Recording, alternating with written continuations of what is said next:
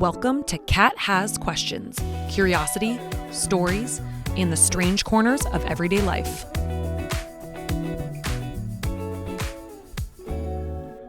Hello, I'm your host, Kat. Welcome back to Cat Has Questions. So today, I have a story about a lighthouse, which, if you can believe it, I don't usually seek out lighthouse stories, but this one really isn't about the lighthouse. It's about the men who disappeared from it. And once I read about it, I just couldn't let it go. So let's get into today's story. So it is December 26th, 1900. The relief ship Hesperus cuts through the gray Atlantic toward a cluster of jagged rocks, known as the Flannan Isles. From a distance, the islands look uninhabited. Sharp cliffs, dark stone, really just nothing welcoming about them. That isn't unusual. They're meant to feel kind of empty. What is unusual is what the captain notices as they draw closer. The lighthouse is dark. It's not dim, not flickering, just completely unlit. There's no signal, no flag flying, no movement along the rocks. And a lighthouse going dark isn't just an inconvenience. It's a warning. So, for those of you who are not lighthouse experts, in the 1900s, a lighthouse failing didn't mean a delayed commute or a missed signal. It meant that ships could crash and crews could die. Entire voyages depended on a single light staying on through the night, and the lighthouse is always supposed to be on. So there's always someone who is responsible for that light. And back then, obviously, there wasn't just like electricity and automatic lights that could come on. There were men assigned to make sure that the light never went out, which is why the darkness on December 26th wasn't just strange. It was impossible, because lighthouses don't turn themselves off. They don't get distracted. They don't forget. If the light was dark, it meant something had gone wrong with the men inside of it, or the men that weren't inside at all. The crew slows the ship. A horn is sounded, and there is no response. Eventually, one man is sent ashore. He climbs the steep stone steps carved into the rock, fighting wind and sea spray with every step. When he reaches the lighthouse door, he finds it unlocked. Inside, there is no sign of struggle. There's no blood, no bodies. The lamps are clean, and the oil reservoirs are filled. A meal appeared to be prepared, but not eaten, so there was a meal just sitting there. One oilskin coat is missing, and two others are still hanging where they should be. So that would have been what the men there would be wearing. 3 men were assigned to this lighthouse at the time, but none of them are there. And the most unsettling part is this. The lighthouse itself looks like it was abandoned suddenly, but not violently. This is the Flannan Isles Lighthouse Keepers.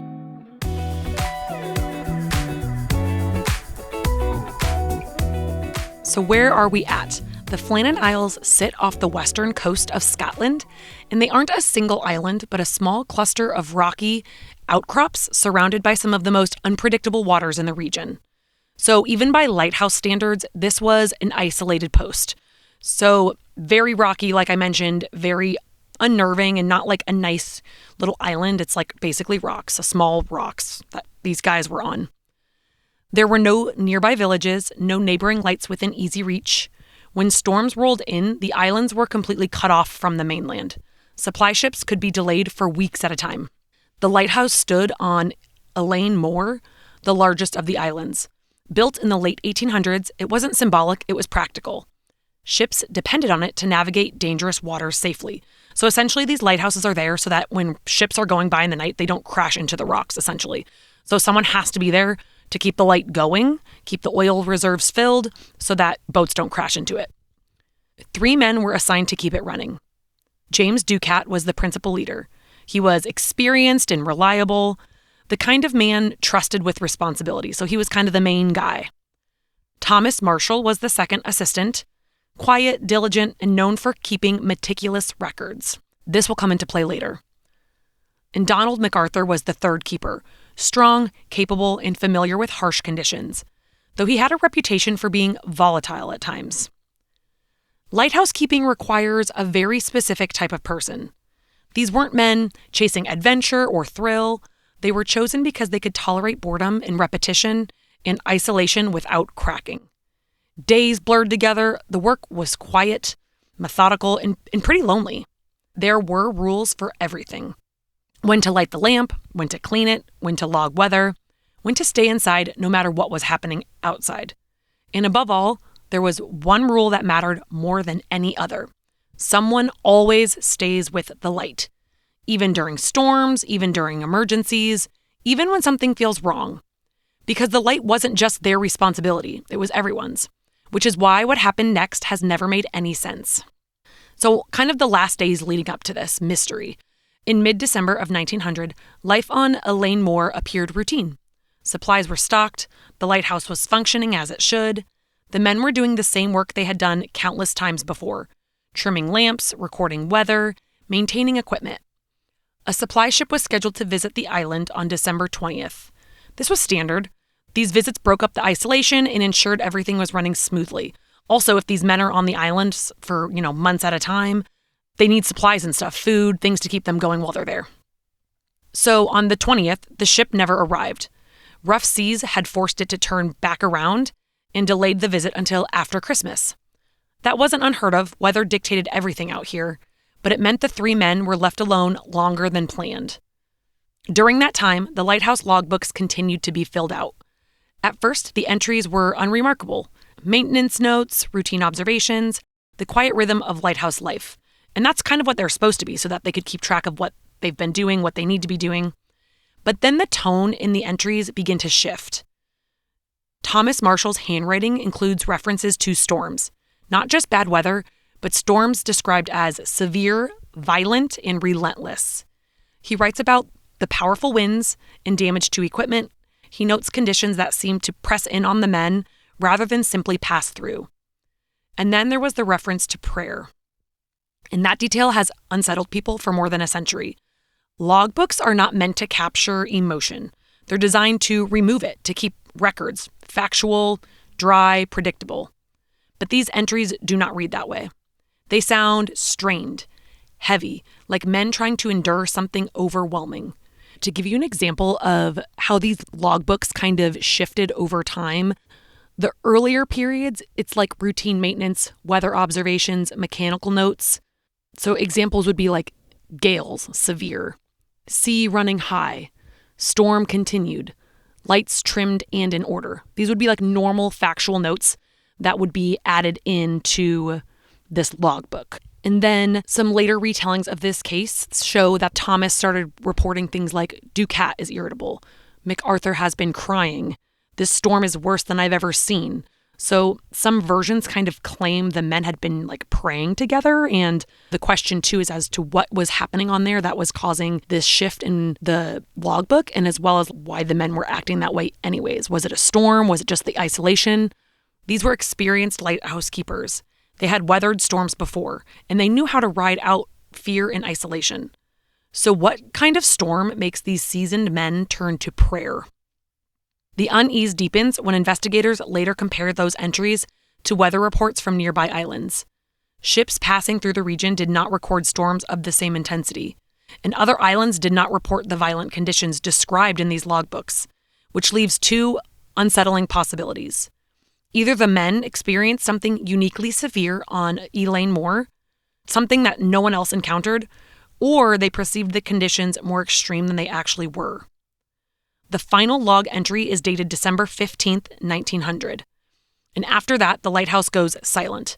If you remember, that ship that was supposed to come bring them supplies showed up on December 26th. So the last entry was December 15th.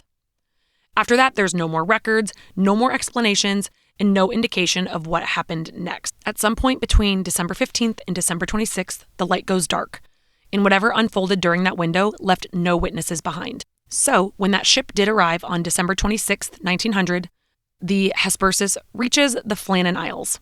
From the water, everything already feels wrong. The lighthouse should be lit, and it's not. No flag is flying from the tower, which should be. And there are no movements that appear on the rocks. A horn is sounded from the boat, and then another, but there's still nothing.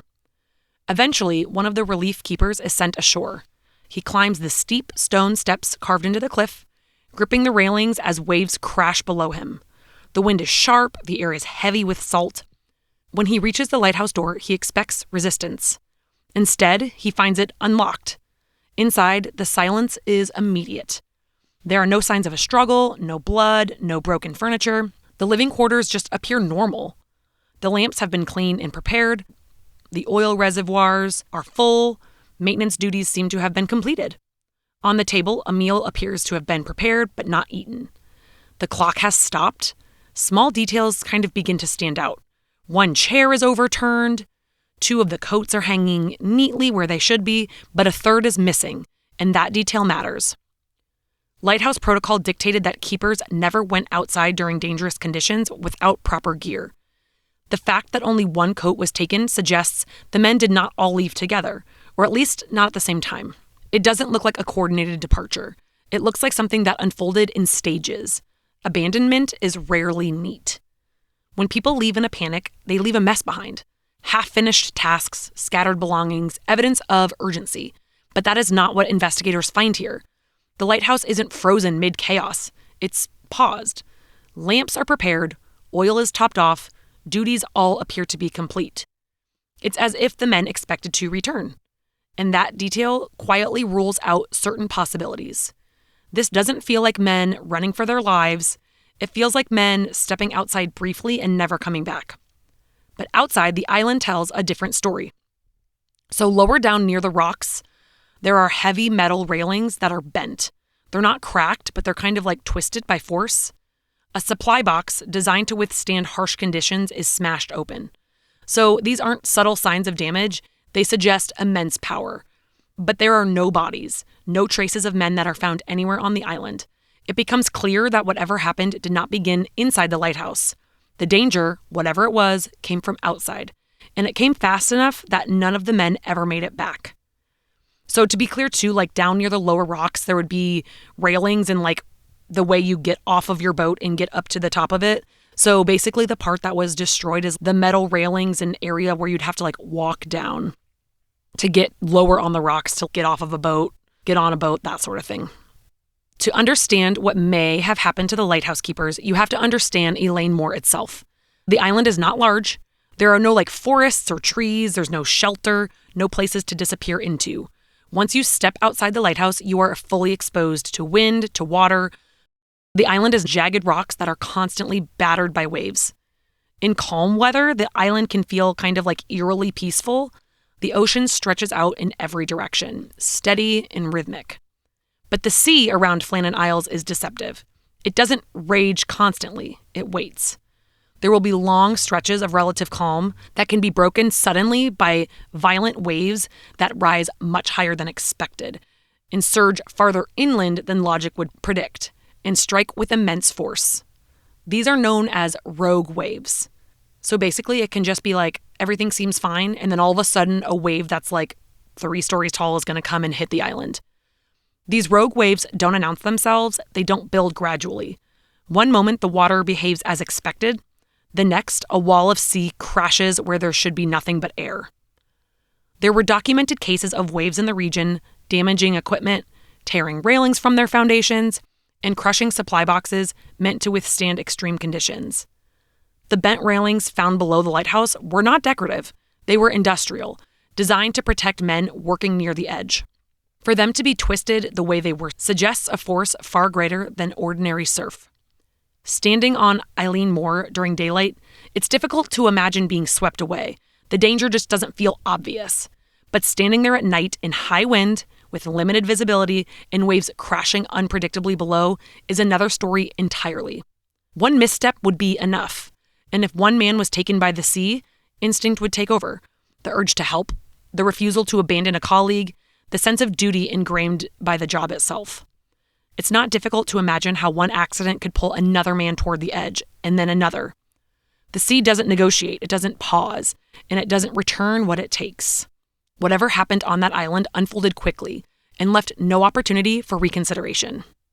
So investigators have theories that they've kind of come up with as to what could have happened to these men back in 1900. When investigators try to explain what happened on Elaine Moore, they're faced with a rare problem. There is evidence, but it does point in multiple directions. There are signs of storm damage, but no witnesses. There are missing men, but no bodies. There is a working lighthouse, but no one left to tend it. So over time, several theories emerge. each attempting to impose logic on a moment where logic may have failed, and each one answers some questions while leaving others untouched. So theory 1 is the rogue wave, which I kind of started describing a little bit. This is the explanation most often accepted by official investigations. And the idea is simple. One of the keepers goes outside the lighthouse, possibly to secure equipment, inspect damage, or check conditions near the rocks below. A sudden rogue wave surges far higher than expected and sweeps him away. Another man sees this happen and rushes to help. And then a third follows, driven by instinct, duty, or sheer disbelief. And then, within moments, all three are gone. This theory explains several key details. It accounts for the bent railings and smashed supply box. It explains why no bodies were ever recovered. The sea would have carried them away quickly. And it fits with the missing oilskin coat, suggesting at least one man went outside prepared, and then perhaps more importantly, it requires no malaise, no madness, just terrible timing. But there are still questions. Lighthouse protocol was clear. No one was ever supposed to leave the post during dangerous conditions without clear cause. And even if one man went outside, would all three have followed? The theory works, but it asks us to accept a chain of decisions that all ended in disaster. The next theory is that one man is swept away and then the others kind of panic. So a variation of the first theory focuses less on duty and more on human reaction. In this version, one man goes out and is taken by the sea, suddenly and violently, and the others don't calmly assess the situation. They panic. They rush to the edge, perhaps without fully preparing, driven by shock and fear rather than protocol. This could explain why one oilskin was taken and two were left behind. Like one man was prepared to go out there, the other two just ran out there after him. It also explains why no one stayed behind to tend the light, because panic overrides training in moments like these. But this theory introduces another uncomfortable idea. These were not inexperienced men. They were trained to handle emergencies and had been in them before. The question becomes, what would cause all of them to abandon the lighthouse at once? So, theory 3 is perhaps there was some internal conflict. This theory has always been more speculative, but it does persist. So Donald MacArthur, that third guy, was known to have a temper. Some accounts suggest he could become volatile under stress. The theory proposes that a conflict broke out between the men, possibly exacerbated by isolation, weather, and fear, leading to violence or reckless behavior near the edge of the island. So if you remember, a relief ship could not get to them because of a storm. So when they were supposed to have scheduled people coming to the island and giving them supplies, kind of breaking up the monotony and only being those three guys there. But there's very little evidence to support that he had any sort of stress or any sort of like volatile reaction. There were no signs of a struggle inside the lighthouse. There was no blood, no damaged living quarters. And if violence had occurred, it's unlikely all three men would vanish without leaving any trace. This theory lingers largely because it offers a human villain, something that's a little bit easier for us to grasp and for us to understand than the sea itself. But it really doesn't fit all the physical evidence. And then theory 4, something that we don't necessarily fully understand. So this is the theory people hesitate to articulate clearly. It isn't supernatural in a literal sense, but it acknowledges that we may be missing context entirely. What if something happened that didn't leave clear physical evidence? Or what if the men misjudged conditions based on fear, exhaustion, or miscommunication? Maybe they believed they were responding to an emergency that never actually existed. What if they thought the weather was, way worse than it actually was, or they thought they saw somebody in the water, so they acted as though it was an emergency, and maybe there really wasn't. This theory doesn't offer a neat explanation, but it recognizes the limits of what can be reconstructed after the fact. And those limits matter, because once the men were gone, the sea erased the rest. Each of these theories explains part of what happened, but none of them explain all of it. And that's why the Flannan Isle mystery refuses to settle into history. So why does this story kind of linger still over, 100 years later? Most mysteries leave something behind. A body, a confession, a final moment that explains the outcome. But the disappearance of the Flannan Isle Lighthouse keepers left none of that. Instead, it left a functioning lighthouse, and that detail alone is deeply unsettling. The structure remained intact, the system was still working, and the lamp could still be lit. The men, the human element, were the only things missing. There were no witnesses, no recovered remains, no final log entry explaining a sudden decision. And because of that, the story never truly ends. People return to this case not because it's dramatic or violent, but because it feels unfinished, which can be so frustrating. 3 experienced men vanished from a place designed to keep people safe. Not during a shipwreck, not during a rescue attempt, and not while fleeing danger. They disappeared during what should have been just routine duty. That contradiction is what unsettles people the most. If trained professionals can vanish under these circumstances, what does that say about the limits of preparation, of experience, of control? The sea is often framed as the antagonist here, and for good reason. It's powerful, unpredictable, and unforgiving. But the sea does not explain everything. It doesn't explain why all 3 men left the lighthouse. It doesn't explain why at least one went out with proper gear, but probably 2 of them. And it doesn't explain why no one stayed behind to tend the light. Those unanswered questions leave room for speculation and discomfort. Because at the center of this story isn't a monster or a criminal, it's just uncertainty, and that can oftentimes be harder to live with. This is one of those cases where facts can only take you so far. At some point, you're left sitting with human behavior, with fear, instinct, trust, and that's where the questions stop being about the sea and start being about us. The question we will always keep circling back to is, why did all 3 experienced lighthouse keepers leave that lighthouse? Why didn't one man stay behind even briefly to keep the light on? Why was only one of the jackets taken? Did one man go out first, believing it was safe? And did the others just follow out of instinct, or because that man didn't return? Because fear doesn't need much time. It just needs momentum. And then there's the logbook. Why did those entries feel emotional, and why was it referencing prayer when it's literally just supposed to be like, oh, we turned the light on at 10 o'clock? I don't know what they're logging. Once again, I told you I'm not an expert on lighthouses. Were the men experiencing conditions more intense than anyone realized because other islands around did not seem to be experiencing as strong of conditions for storms? The Flannan Isles are still there. Ships still pass through those waters, the sea still rises and falls, and the lighthouse still stands on Eileen Moor, steady and unmoved.